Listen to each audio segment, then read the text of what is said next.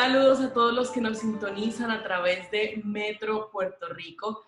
Estamos hoy con una invitada muy especial y es la doctora Mariely González Coto. Ella es bióloga celular y molecular que además se ha convertido en una figura clave en las redes sociales para combatir la desinformación sobre el COVID-19, fiscalizar, educar a la ciudadanía y todos estos aspectos sobre el virus. Recientemente creó su blog Cientifiquemos Esto y hoy estamos aquí para conocer un poco más de ella. Gracias por aceptar, doctora. Gracias por invitarme. Saludos a ti y a todos los que nos están viendo. Doctora, usted suma casi 4.500 seguidores en Twitter y su contenido es referencia constante para diferentes sectores. ¿Pensó hace un año atrás que su mensaje podría tener este alcance? ¿Cómo vio usted esta evolución? Pues definitivamente que no. Fue totalmente accidentado en el sentido de que era pues, la primera pandemia que todos hemos vivido y es obviamente un tema del cual sé y yo trato, ¿verdad?, de limitarme a lo que uno sabe y realmente fue la urgencia quizás de seguir levantando la voz de que esto era algo que deberíamos estar mirando. En Puerto Rico pues se hablaba de que pues no habían vuelos directos de China y toda esta memoria bastante memorable, valga la redundancia, y pues me motivé a unirme a personas que ya estaban hablando ¿verdad?, en Puerto Rico sobre el tema, pero básicamente a hacerlo de manera sencilla, que las personas, ¿verdad?, que no estudian ciencia, que no están parte de esto, pues pudieran entenderlo, porque la cantidad de información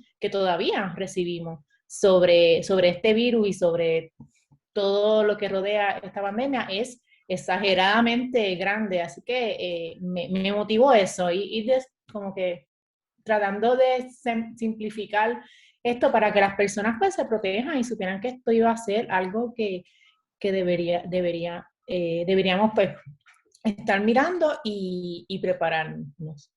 ¿Y cuál ha sido ese mayor reto de tratar de educar precisamente a la ciudadanía en medio de una pandemia? Claramente, tal vez nadie nos preparó psicológicamente para lo que se venía, pero ¿cuál ha sido ese mayor reto desde su perspectiva como científica en educar a las personas?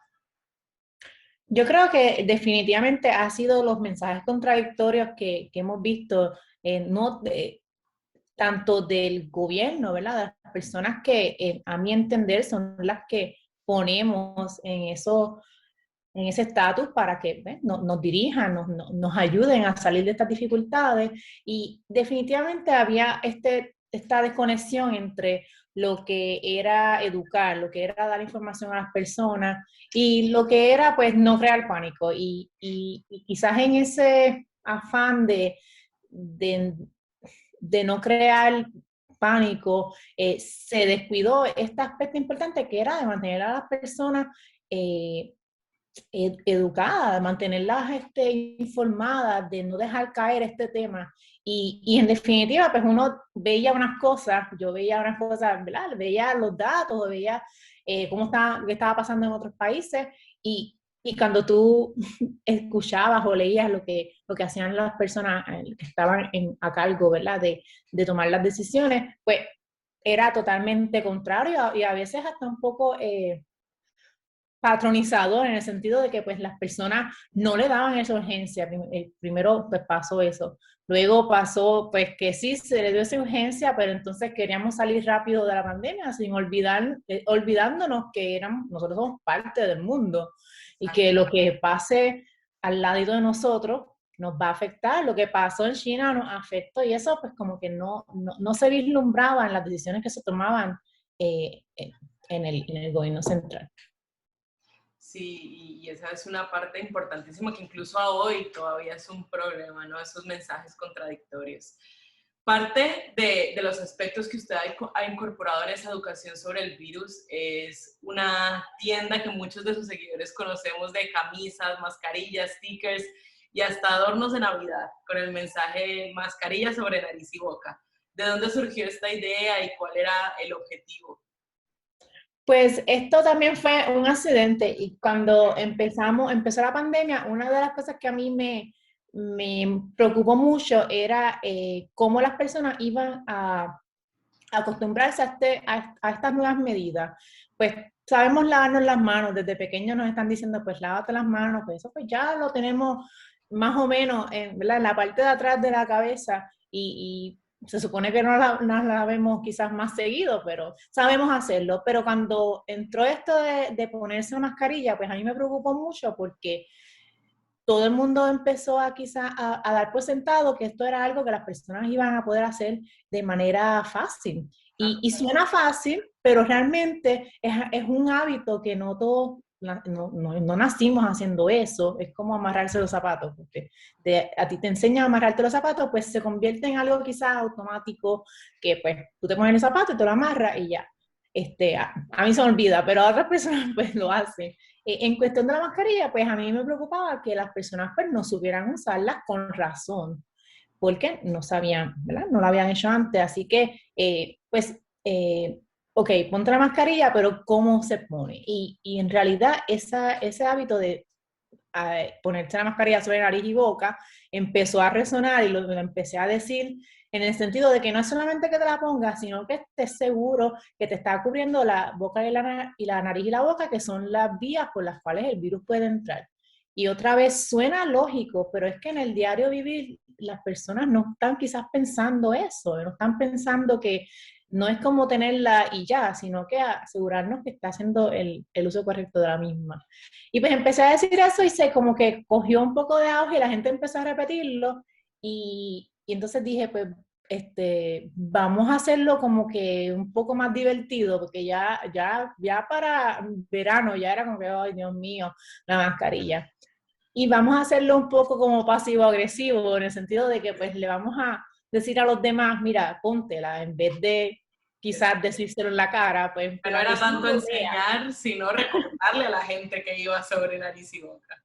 Exacto, y quizás hacerlo un poco más educativo y más ameno, porque esta parte de la pandemia, que ya nos toca un año de esto, y la fatiga emocional pues tiende bueno, a acaparar todos los sentimientos, y en ese sentido pues como que dije, vamos a hacer algo pues divertido, diferente, y empezamos por ahí, y la gente pues sigue, ay, pues haz esto, haz lo otro, y pues se volvió un poquito, ¿verdad?, viral en ese sentido y me alegro mucho porque las personas se motivaron de seguir llevando el mensaje y lo más importante es que no se cayó el mensaje, que eso siguió siendo como que un tema para hablar y las personas pues no se olvidaban, ¿verdad?, que todavía estábamos en pandemia, que era para mí lo más importante. Así que eso es algo que va a continuar, la producción de estas mascarillas con estos mensajes, mientras estén allá afuera mejor, ¿no? Sí, bueno, nosotros somos, ¿verdad? Esto empezó en mi página, poco a poco, y mientras las personas pues quieran, pues sí, vamos a tratar de seguir y de hacer colaboraciones, porque pues estas cosas pues como que requieren un poco de planificación, pero las personas que piden, ¿verdad?, cosas, pues yo trato de buscar la manera de colaborar con otras personas y hacerlo, ¿verdad? Y hacerlo disponible. Genial.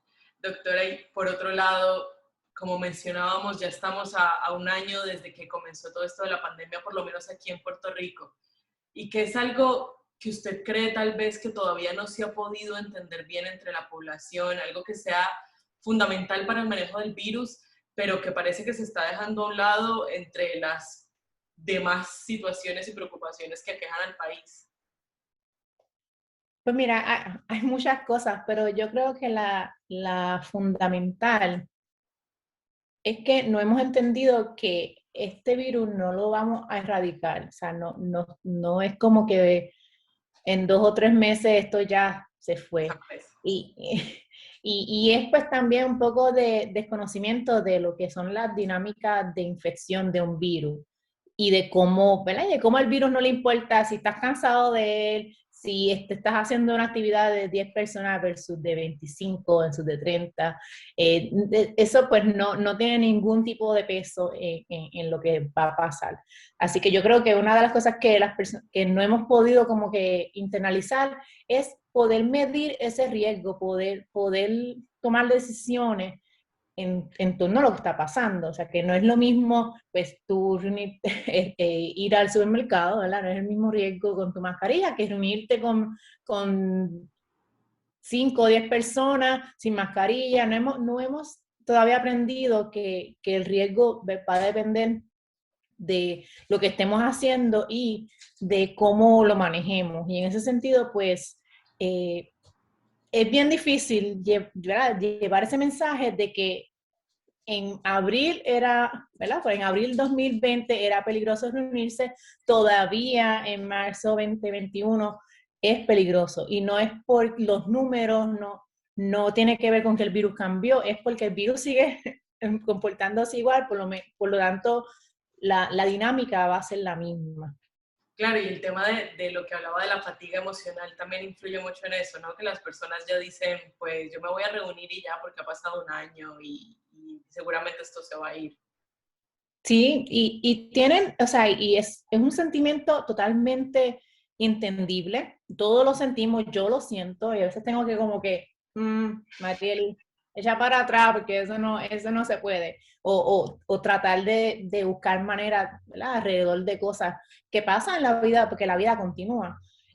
Sin embargo, debemos reconocerlo, número uno, y a nivel institucional se debe reconocer y también trabajar con esa educación, que no vamos a poder decir los mismos mensajes que decíamos en abril, ahora en marzo. Los mensajes tienen que cambiar para que se vayan ajustando a la realidad que vivimos ahora, que es que las personas van a entrar a hacer cosas de mayor riesgo, pues entonces vamos a darle herramientas para disminuir ese riesgo aún más. Claro. Y finalmente, doctora, usted mencionaba el tema de que esto tal vez iba más allá de los números, pero como se ve ahora, como se está reflejando el comportamiento del virus en la isla, con la recién aprobada vacuna de Johnson y Johnson, las que ya se están aplicando de Pfizer y Moderna, ¿cómo ve entonces el futuro cercano de esta pandemia? ¿Cree que podríamos terminar este año con algo parecido a una seminormalidad o cuál es la expectativa que puede tener la ciudadanía cuando todas estas cosas están pasando? Sí, es una buena pregunta y yo soy una persona optimista por naturaleza, tiendo a ver lo bueno. Y lo bueno es que, como tú mencionas, pues tenemos ya 3 vacunas. En Puerto Rico también va a tener acceso a esa tercera vacuna.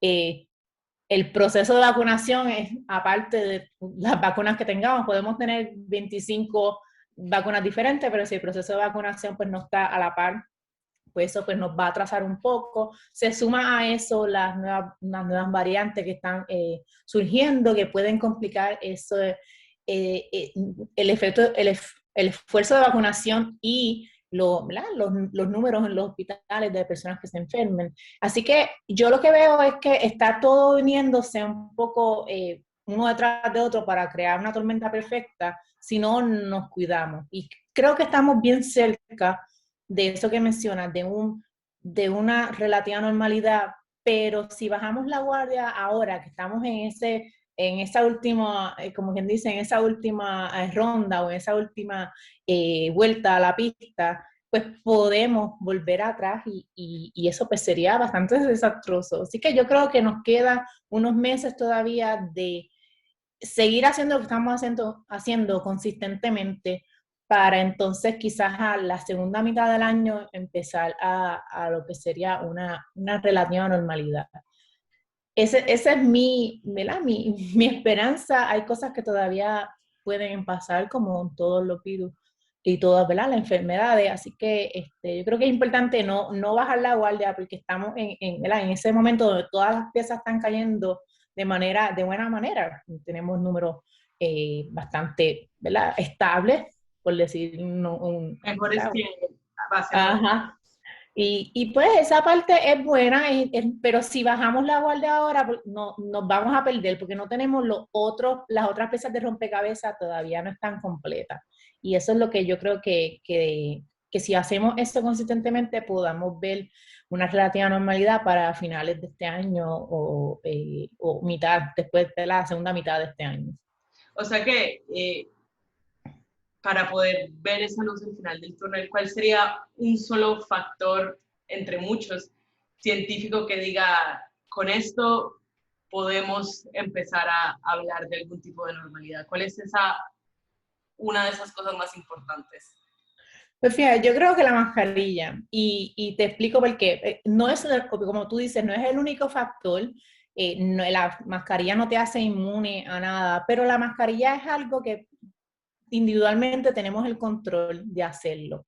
Podemos, pues quizás tenemos que ir al área de trabajo, por ejemplo, pues nos obligan quizás, o la situación es que tenemos que volver quizás a la escuela o volver a otro sitio, ahí retomando las cosas, pero tener la mascarilla es algo que tú lo puedes hacer y lo podemos hacer todos. Y ya tenemos suficientes estudios que dicen que si todo el mundo lo hace, eso disminuye sustancialmente el riesgo de contagio. Así que si escogería una, escogería esa, porque tenemos la herramienta, la tenemos aquí, sabemos que usamos una quirúrgica o usamos una bien hecha de tela y nos va a dar una protección bastante aceptable. Y es algo que todos podemos hacer, o por lo menos la mayoría de la población puede hacer, contrario a quizás otras medidas que no vamos a tener control absoluto de hacerla. Pues, doctora, gracias por estar con nosotros hoy. Seguiremos pendientes a toda esa información que usted nos da todos los días para mantenernos informados, así que muchas gracias por ese esfuerzo que realiza. Gracias a ti.